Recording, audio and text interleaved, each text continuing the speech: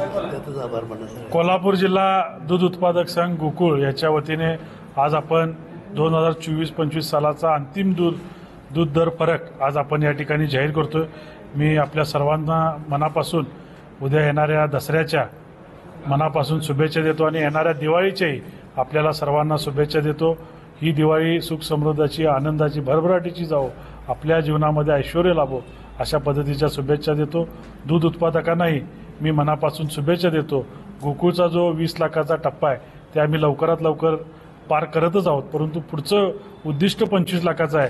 तेही टप्पा पार करण्यासाठी सर्व दूध उत्पादक सभासदांनी गोकुळला दूध घालून आम्हाला सहकार्य करावं अशी विनंती आपल्या माध्यमातून या ठिकाणी मी करतो. आज आपण कोल्हापूर जिल्हा दूध उत्पादक संघ आपण दूध उत्पादकाच्या श्रमाचा सन्मान राखत आर्थिक उन्नतीसाठी आज आपण गोकुळ संलग्न दूध उत्पादकांना प्रतिवर्षीप्रमाणे यावर्षी अंतिम दूध फरक लाभ आपण देत आहोत. 136 कोटी 3 लाख रुपयाचा उच्चांकी रक्कम 1 ऑक्टोबर 2025 रोजी थेट प्राथमिक दूध संस्थांच्या बँक खात्यावर आपण उद्या आपण जमा करणार आहे. ही रक्कम गेल्या वर्षीच्या तुलनेत 22 कोटी 37 लाख इतकी आहे. म्हणजे दूध संकलन वाढल्यामुळं, दुधाची विक्री वाढल्यामुळं हे आपण जास्त दूध उत्पादक सभासदांना आपण त्याचा लाभांश या ठिकाणी आपण देत आहोत.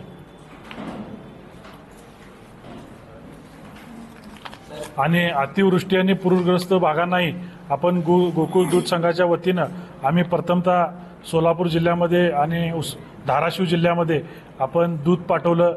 आता आमच्या जिल्ह्यातील नेतेमंडळींच्या माध्यमातून आम्ही चारा किंवा पशुखाद्य हे आम्ही लवकरात लवकर संचालक मंडळाच्या मीटिंगमध्ये आम्ही चर्चा करून तेही लवकरात लवकर आम्ही मदत करणार आहे.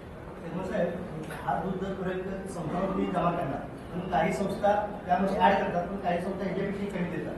जे कमी देतात त्यांच्यावर काय तुम्ही कारवाई करता? नाही, आम्ही संस्थांनाही सांगितलेलं आहे की आम्ही जे देतोय ते खाली शेतकऱ्यांना, उत्पादकांना द्या, असं आम्ही त्यांना परिपत्रकाद्वारे कळवलेलं आहे.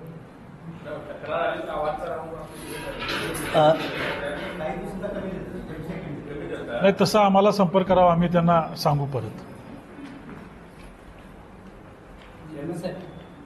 जिल्ह्यातील जवळपास 148 दूध संस्थांच्या निवडणुका झालेल्या नाहीत.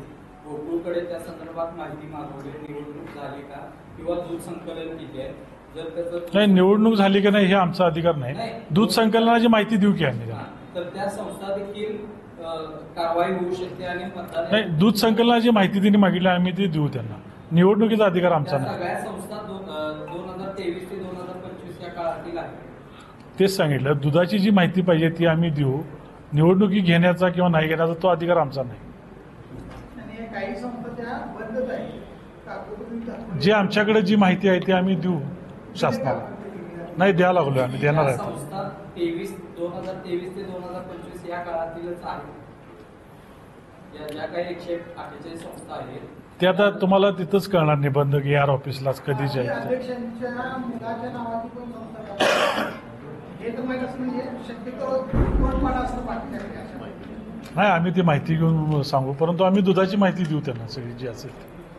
सगळे संस्था दूध संकलन चालू आहे असं वाटतं. ते आता माहिती आल्यावरच कळेल. थँक्यू. चला, शुभेच्छा आपल्याला. शुभेच्छा आपल्याला दिवाळीच्या, दसऱ्याच्या.